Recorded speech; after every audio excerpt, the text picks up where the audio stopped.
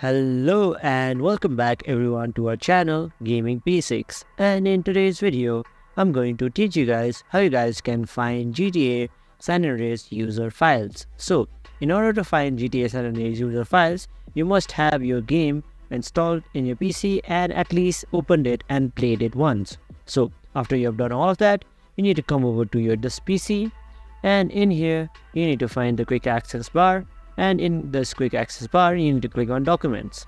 Now in here you need to click on any one of them and hit G, and it will take you to GTA San Andreas user files.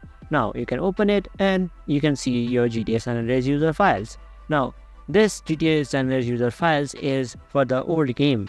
If you have the new game from the GTA trilogy, the definitive edition, or just normal edition from the GTA trilogy, then it will be in a different file. So to find it, you need to first head over to Rockstar Games, and right here you can see you can click on GTA San Andreas Definitive Edition.